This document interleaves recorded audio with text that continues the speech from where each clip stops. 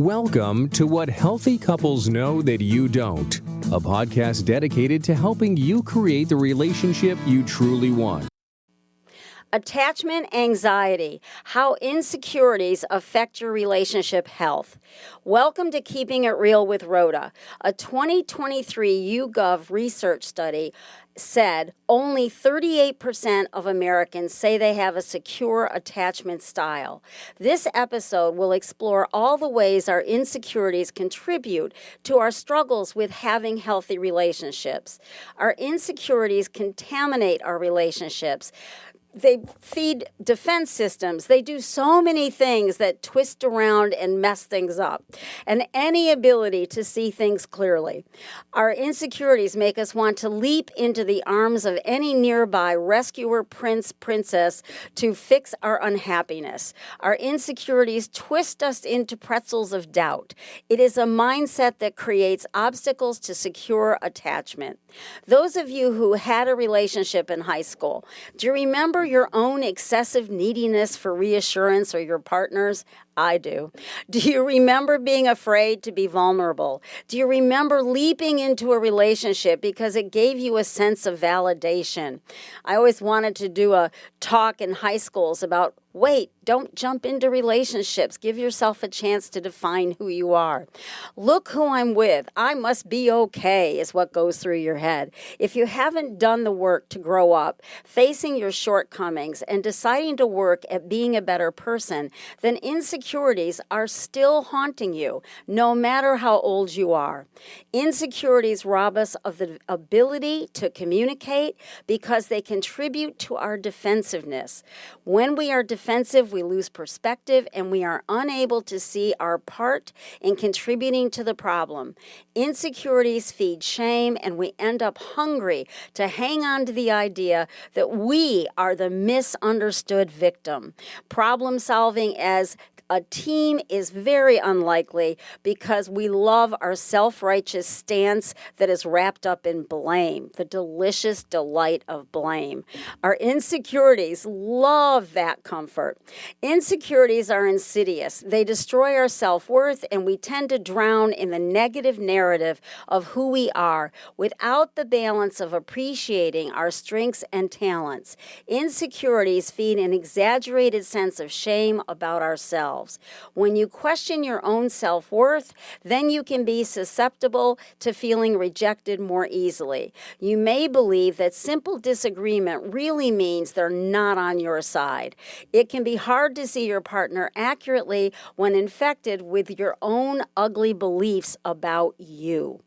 Our insecurities set us up to not attach to others with any skill. So we end up with anxious or avoidant attachment styles and can repeat our mistakes over and over again if we don't develop the key ingredient, self-awareness. Self-awareness is tough because it requires courage, that inner wince that recognizes, I need to be better than this. Not easy. You watch little kids avoid grappling with the truth of being bad. They have a very hard time admitting they've done wrong. It makes them very insecure to admit wrongdoing. Self-awareness is a growing up activity. When one or both partners experience significant insecurities, attachment can become unstable. For instance, people with a high level of insecurity often develop an anxious attachment style characterized by a constant need for closeness, agreement, and validation from their partner. Insecurity can also lead to an avoidant attachment style, where one partner distances themselves emotionally from their partner. Avoidant individuals tend to suppress their needs and emotions, convincing themselves that they do not need closeness. They have an underlying fear of being vulnerable, which they believe will end up in hurt. And it often does. Today's guest will help us all reduce the anxiety underneath our insecurities and build more solid, secure attachments. Do You Goo Balin, LPCC, is a licensed psychotherapist specializing in familial and intergenerational trauma and attachment wounding. Do You Goo is also the author of the new book, Confidently Chill, an anxiety workbook for new adults and rewrite a trauma workbook of creative writing and recovering in our new normal. Welcome to the show. Hi, thank you so much for having me. It's an honor to be here. So let's begin by understanding how anxiety feeds our insecurities that spoil our ability to build secure attachments, and we end up anxiously or avoidantly attached.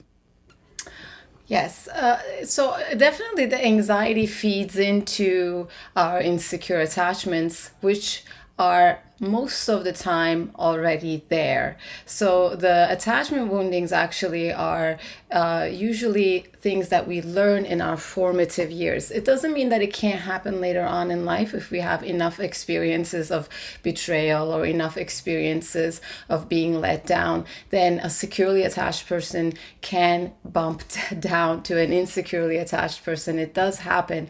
However, insecure attachment is typically referred to what we learn in our formative years. So, for instance, securely attached children, they believe that they are worth being loved, that relationships are safe, and that there's trust, that they can trust other human beings. And they learn this by their caregivers being responsive to their needs, by their caregivers being unconditionally supportive and giving them unconditional love. And this is actually something really important and really protective. When we are able to give this to our children, we basically save them, because even later on, when things become rocky and they have difficult life experiences, they are able to repair and come out of it, because they are able to respond to the situation that happens in their life from actually what is happening in their life, rather than being triggered and rather than internalizing and thinking that something is wrong with them. For instance, when someone gets ghosted, a securely attached person most likely will react to the situation. They will get very upset and they will get very hurt, but they will not believe that they're not worth loving, and they will not believe that nobody is ever going to love them, or a positive experience will never happen. They won't believe this. They will just react to the situation. Whereas an insecurely attached person might react very differently and might believe that they're just not worth loving, that relationships aren't safe, being vulnerable isn't safe, that they will never ever be in connection to another person. And that is the difference between securely attached and insecurely attached ways of relating to the relationship. I really like that explanation. How does our attachment style predict our romance and sex life? Very much, actually. And I'm really glad you bring this up, especially the sex life piece, because we talk about very often about how attachment styles affect generally everything else in life, and including how we show up at work, including how we show up in our personal relationships. But we don't really talk about how it impacts our life in the bedroom, which it of course does very much so. Our attachment styles are basically decisions that we make about the world and what it means to be, how we move in the world, and also what it means to be in a relationship. And of course, it affects our sexual life tremendously. So just to kind of give a brief, just to open it up a little bit, insecure attachment refers to 3 types of attachment. So that is avoidant attachment, anxious attachment, and disorganized attachment. A securely attached person, if you think about in the bedroom, they actually usually have positive experiences in the bedroom. They will be more open to have meaningful relationships. They will be looking for long-term relationships, and they will be more open to be experimental. And for them, what is important is not just their own pleasure, but also somebody else's pleasure. So they will be able to advocate for their boundaries and also be able to respect someone else's boundaries. So they are the couple who will talk about, like, does this work for you? How does this feel? And if things don't go well during their sex life, which it doesn't always mean that it will, they are the couple who will be able to, for instance, seek out sex therapy or couples therapy, or get books and start reading and experiment. So they will definitely be much more, their sexual experiences will be positive and healthier. Whereas, for instance, an avoidant attached person is actually, they actually don't want closeness. So they come from families where maybe the parents weren't emotionally available to them, and maybe whenever they showed their emotions, they were either punished or shamed or just not responded to. So to them, being vulnerable is actually very dangerous, and they actually don't want it. So they're not going to want foreplay. They're not going to want cuddles. And as soon as the sexual relationship starts feeling a little too connected, a little too meaningful, they might just disappear. They're typically the ones who might be ghosting, and they also might just seek sexual relationships for transactional, for certain gains, even if it's a gain for social status. They actually also might get sexually active very later in life because they don't seek that.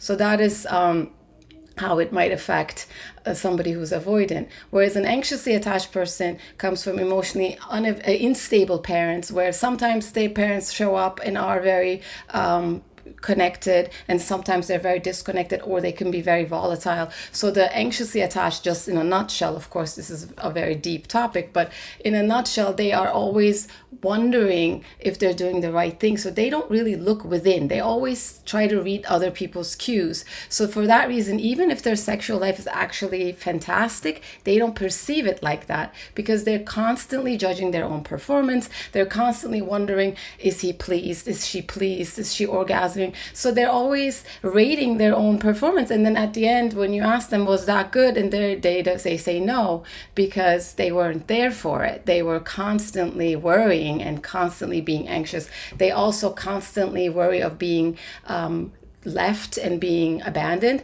So any sign of unavailability, any boundary will give them that feeling of rejection. And they might act very clingy, very needy.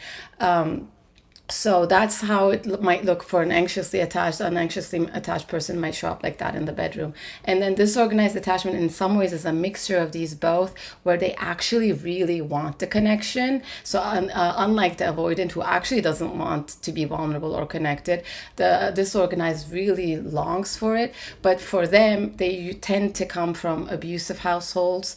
And for them, love, the source of love, is associated with the source of pain, and the source of protection is associated with the source of fear. So they find vulnerability extremely dangerous, and the minute they very much might mimic an avoidant attached person, where they might withdraw when something becomes too close, too sweet, too safe, then because they don't believe in it. They don't believe that they're worth loving. There's this inherent sense of being unworthy. So they actually might, and a lot of times actually they might have history of sexual abuse.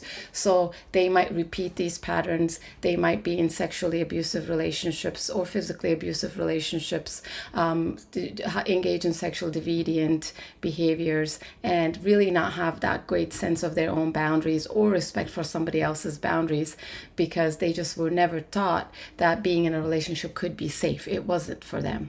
So that's in kind of a nutshell how it shows in insecure attachment.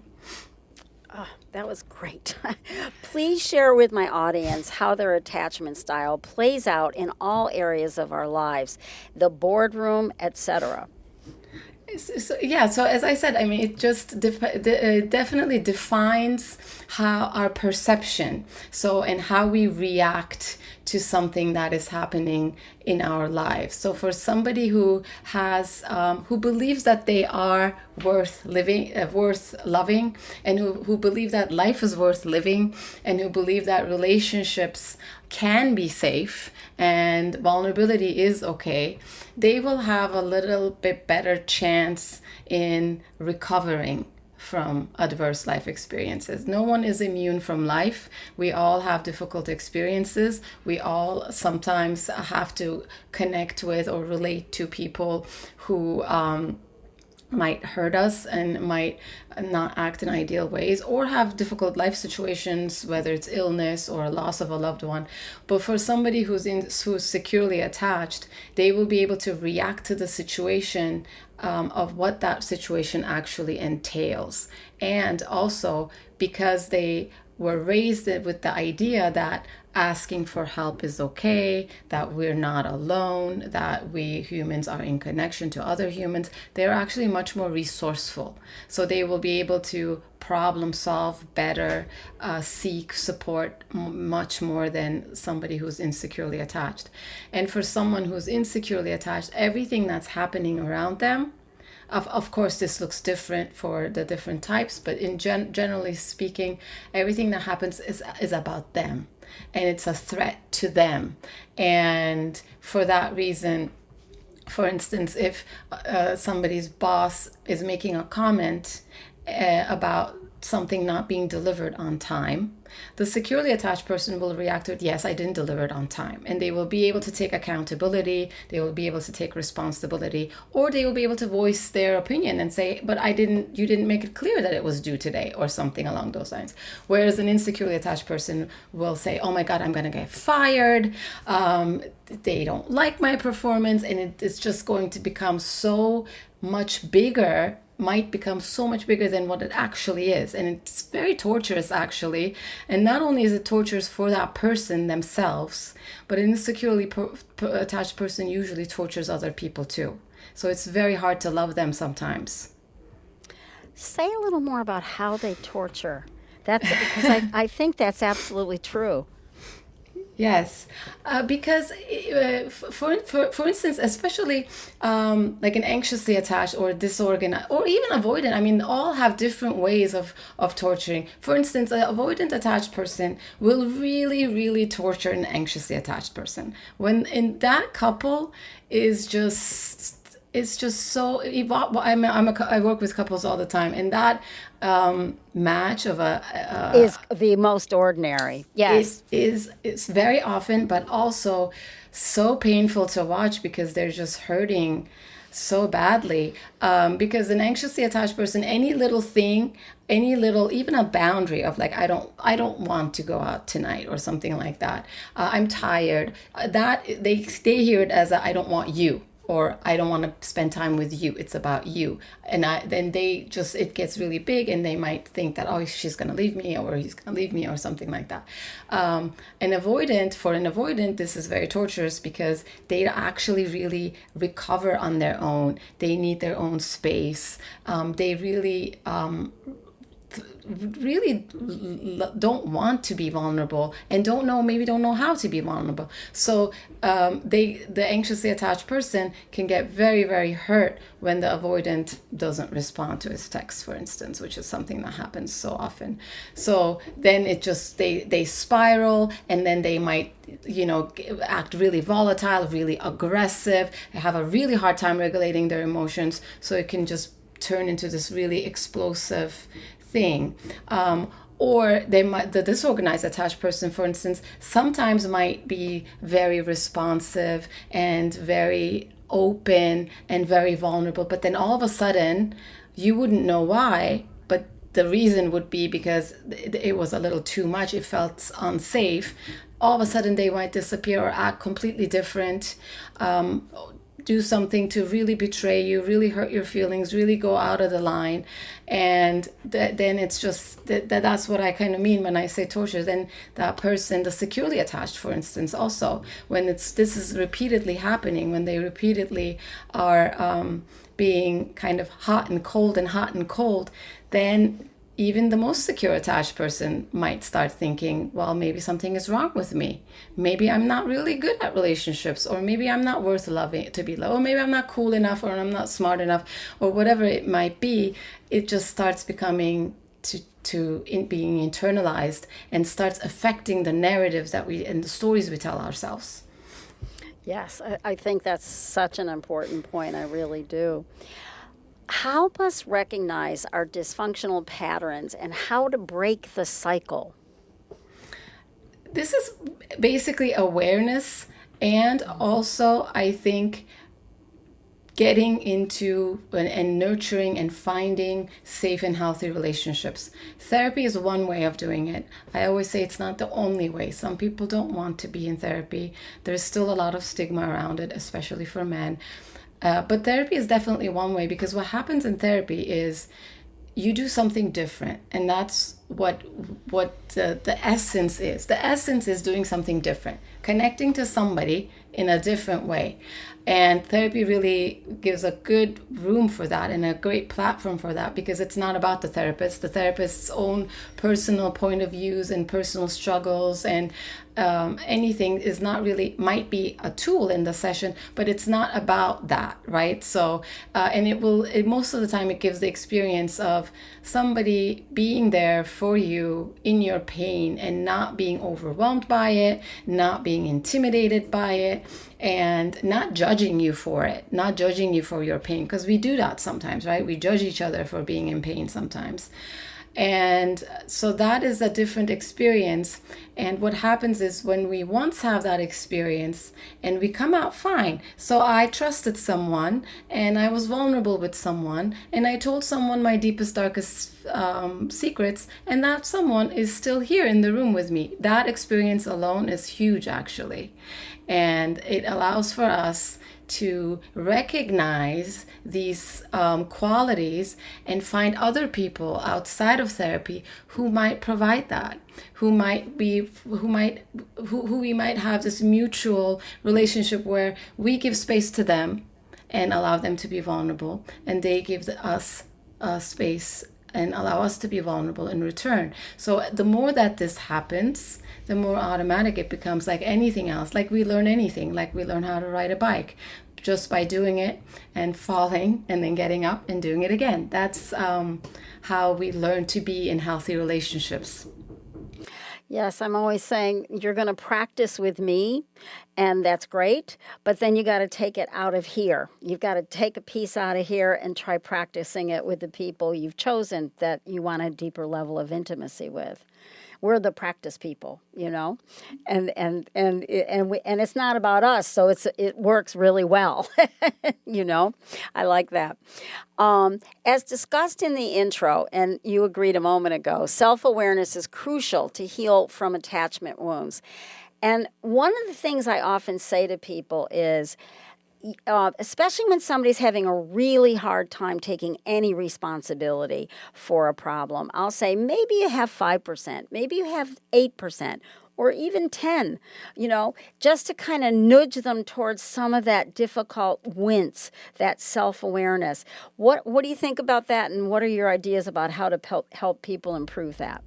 How to improve people to become self-awareness and stepping into that wince of 8%.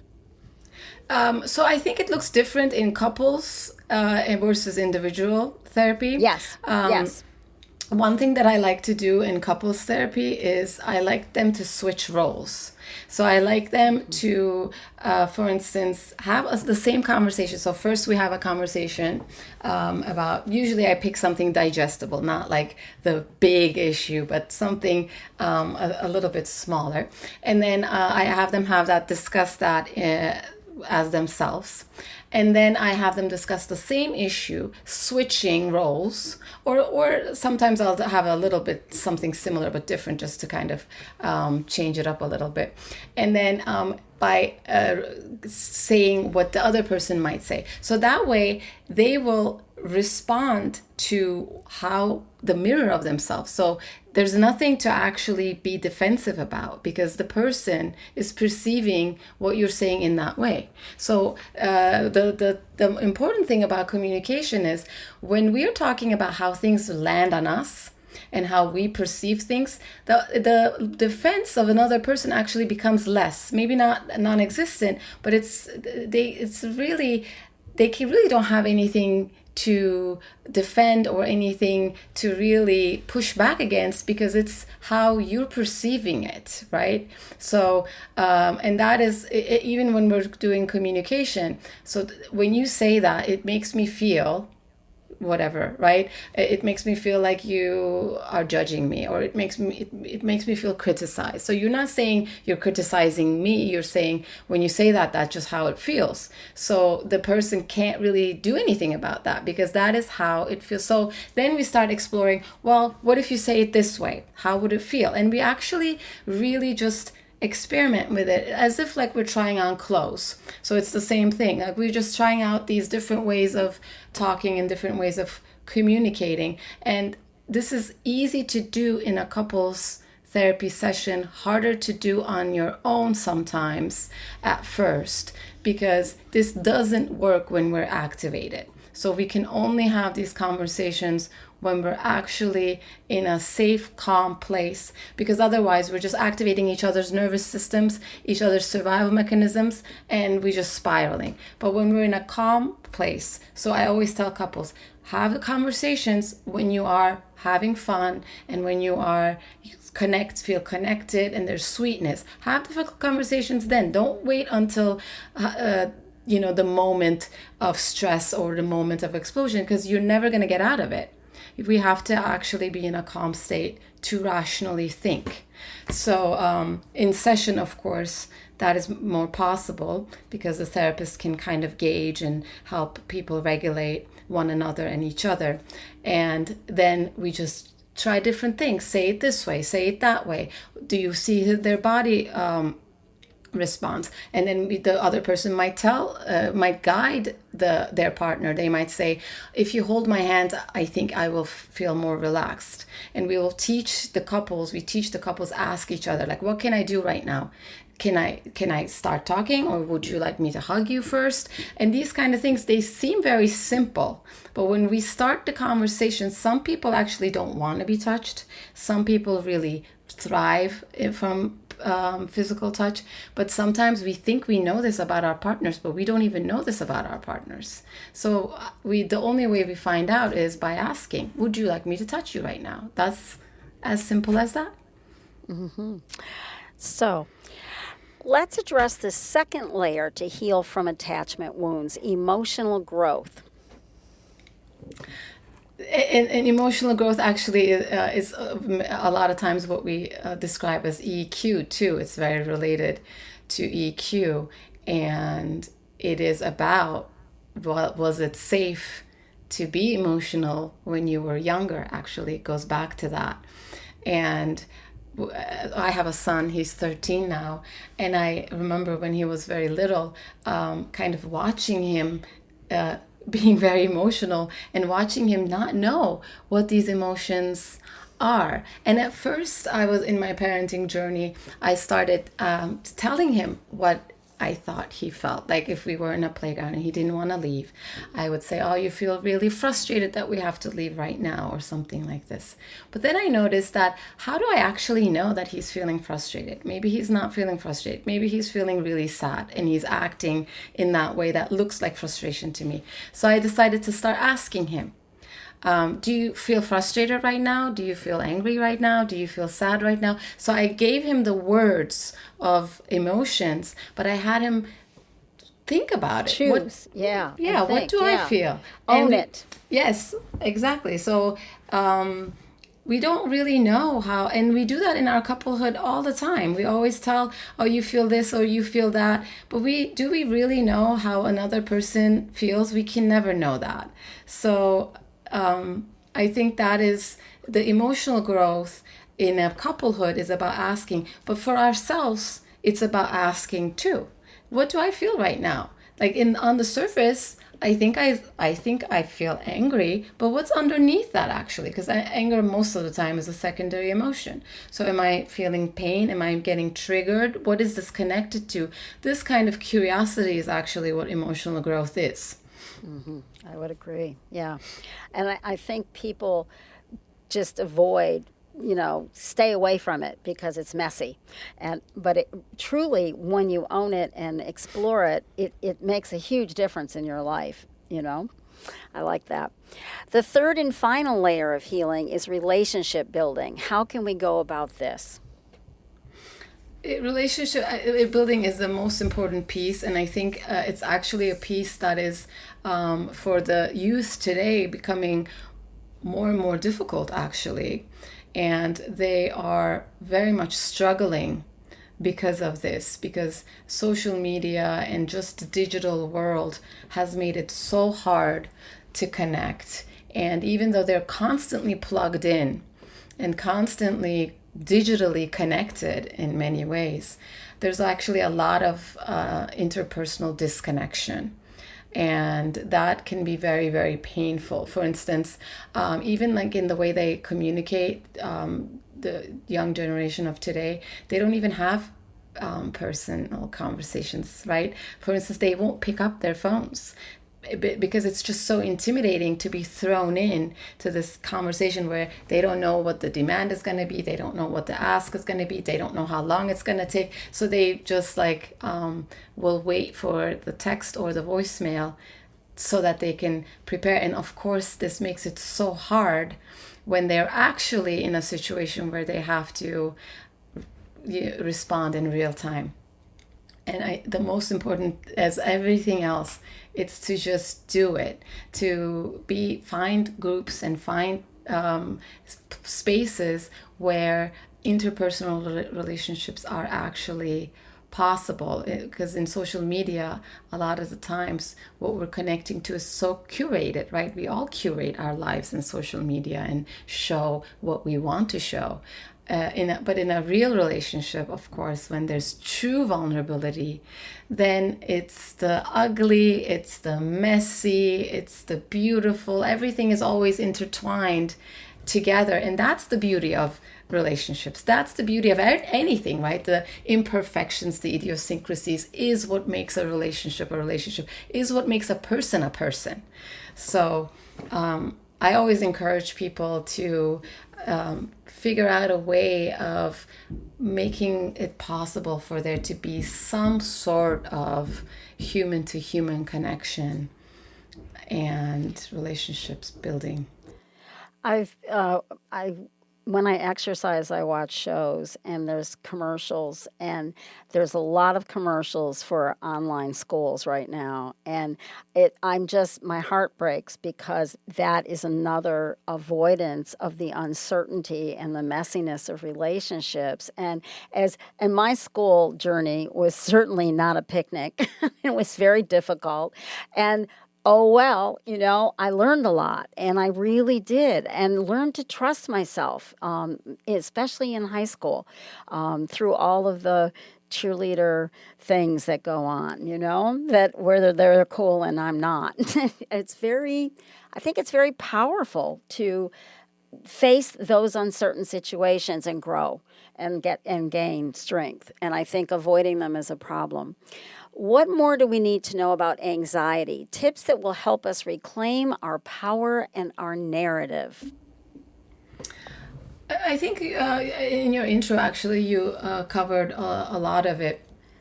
It's about whatever means we have. I think it's about curiosity and it's about creative expression. So, and intentionality. Unfortunately, nothing really happens all of a sudden, and there's always a little bit of discomfort. I always tell people that I'm working with that this is going to be a little bit uncomfortable because we're doing something different and we're touching on things that we maybe compartmentalized, maybe we didn't want to look at that. And I think in our own healing journey, it's the same way. So there is going to be these uncomfortable feelings, but I always celebrate them. I always say that's great. I mean, growth only happens through discomfort. There's no kind of cruising through, unfortunately, right? Even some kids, I don't remember in my own experience, but some kids actually really have pain in their bones during puberty. I've heard that, yeah. Yes, they actually feel physical pain when their bones are growing. It's called growing pains, I think. So there's that. Of course, you want to gauge that. You don't want to too painful. You don't want to open all the wounds and re-traumatize yourself or re-traumatize someone else. But it is a little bit. What I think that as a society where we become is we're so afraid. We're so afraid of pain, and we want to look the other way, and we want to avoid it, and we want to just distract ourselves with all the stimulation that's available. The thing is that it doesn't go anywhere. For instance, big subjects like child abuse, domestic violence, we don't want to look at it. Of course, no one wants to talk about child abuse. The thing is that when we don't talk about it, it doesn't go anywhere. We just create a soil for it to grow and grow and grow. And same for our anxiety. When we don't face it, it actually manifests itself in ways that feel way much more out of our control. It can turn into psychosomatic issues, even real big illnesses, autoimmune disorders. It can really impact our relationships and our loved ones. And unintentionally, we can hurt people severely. So it actually is really important to be able to face it. And I think that's actually the only way. The only way is through it. Yeah, I would completely agree. What are some concepts of self-acceptance that can help us feel more whole and therefore more able to accept our partners? It's about the narratives and how we talk to ourselves. I actually personally was thinking about it this morning.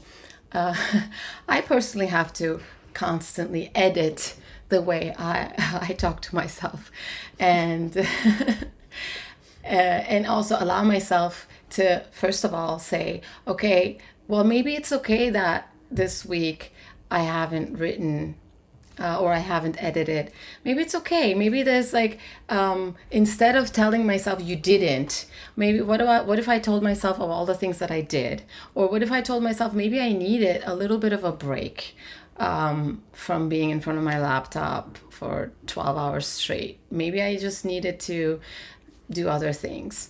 So these kind of things, I think it's just being able to catch yourself when you start talking about to yourself of all the things that you haven't done and all the things that haven't happened yet, right? Like that's also another thing when we set goals. There's like all these small goals and then there's this big goal, and sometimes we're too harsh on ourselves. And oftentimes I ask myself, will I say this to a client? Will I talk like this to a client? Would I talk like this to my friend? Would I talk like this to somebody I really love? Would I act like this to them? Most of the time the answer is absolutely not. Yes, that's true. I think of it also as balance. I'll say to people, shuttle back and forth a little bit more. Have a little more movement when you're doing the negative with the other side, which is what you've really described. And I think that that's really important stuff. Anything you want to add to building our resilience or authentic confidence?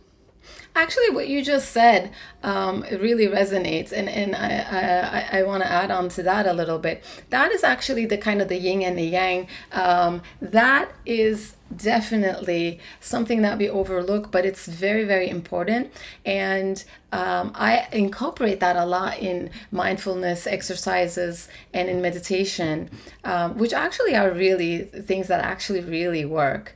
And one thing is that whenever there's this really negative thought, like for instance, I work with parents a lot, and parents, of course, have fears of things happening to their children or not being good enough parents or all these things. Like it's like almost a given in parenting, right? There's always that, like, it's the strangest thing as humans to experience, to have this other human who's so important to you, but out of your body and sometimes out of your control.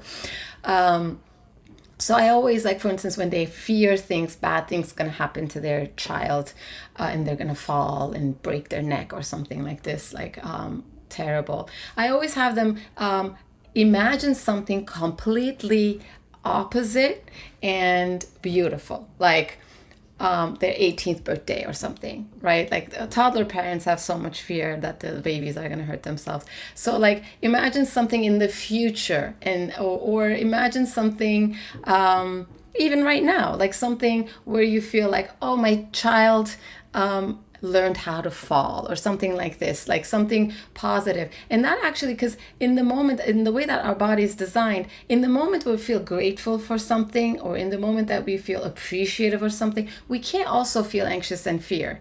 It doesn't work. That's not how our brains work. So it's, again, goes back into that, like, practicing.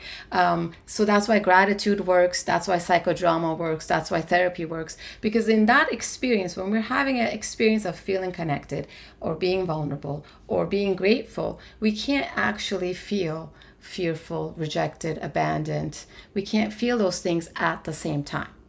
So intentionally practicing and training our mind to feel the things that we want to feel, connected, loving, all of that, secure, safe, that is actually practice. We just do it. Let's finish up by encouraging my audience that they can indeed change their attachment style, and offer some examples of secure attachments that you see in This Is Us, the television show. I love that show. I did too. I thought it was a great show. I said did because it was a while ago I watched it. Yeah. Yes.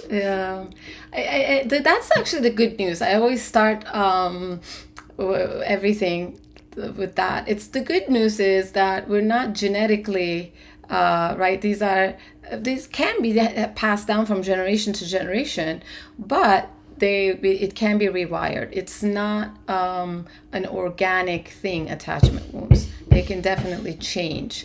And the more that we observe secure attachment, the more that we might not know what it looks like. And even when we catch ourselves feeling like we want to pull away, I always tell people, when you do something for the right reason. So know the reason, right? Like, for instance, if you're feeling like you're gonna break up with someone, then ask yourself, why? Is it too safe? Are they too nice? Are they meeting your needs? Is that why it's unfamiliar? Is that why you're pulling away? And if that's the case, then exploring a little further, maybe asking for help, maybe going to couples therapy, whatever it might be, might allow for connection. And because we all deserve connection, we all deserve to be loved. And This Is Us is an amazing show. I love it. I think there's a couple of secure attached people there, and of course the mother is the most important one. Rebecca was her name, right? Rebecca Pearson? I think so, yeah. I think so. She is definitely, because she has a lot of tragedy in her life, but still she's able to hold space for her children, even when they're adults. And she's able to separate her pain from someone else's pain. And that's what securely attached people can do. They can give space to someone else's pain. They can also take space for their own pain.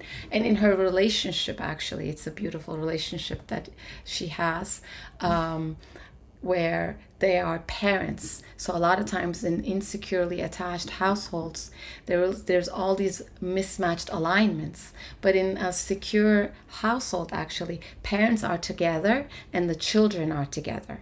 So the parents hold space. So there's no dad and the firstborn and mom and baby girl. There's no like that kind of split. Yeah. It's the parents. And the children actually observe the parents negotiate, the parents resolve their conflicts and all of that. And even with them, even when they have disagreements with them, they have to come to an agreement first.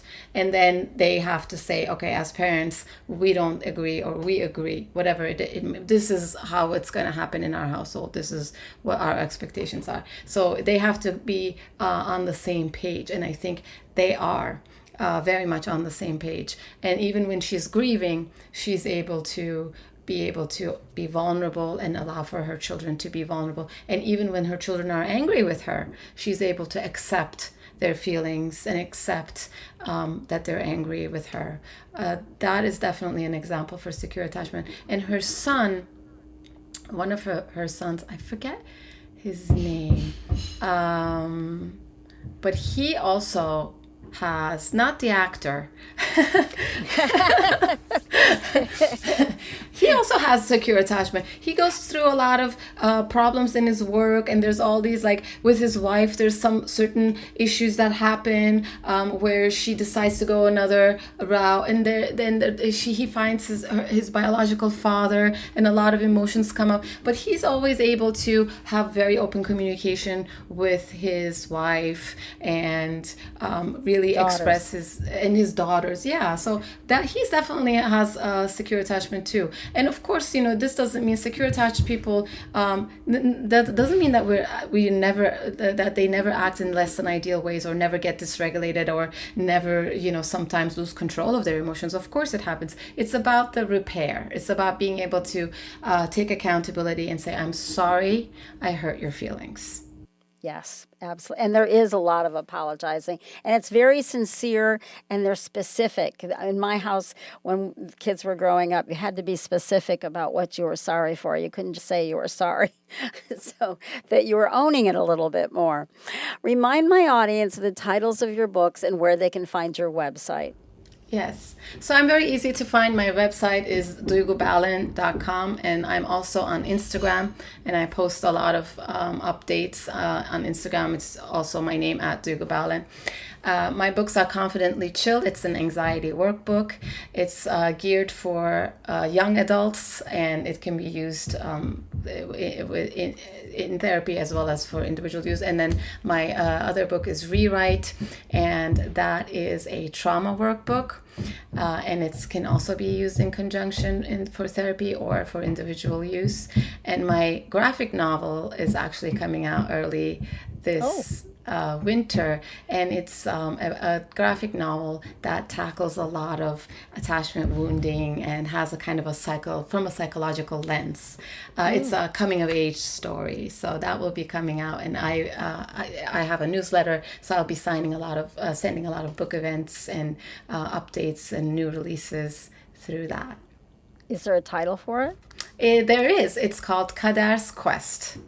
Oh, I like the sound of that. I think quests are very cool. Thanks for listening to our podcast. If you enjoyed it, please rate us, and we'll send you a virtual high five. And if you don't like it, just keep that to yourself. We don't need that kind of negativity in our lives. My children's book is Dancing with Your Lizard Brain, which you can find on Amazon. Thank you for listening to What Healthy Couples Know That You Don't. If you have enjoyed the show, please leave a rating and review on iTunes and help get the word out. To learn more or connect with Rhoda, visit therapyideas.net.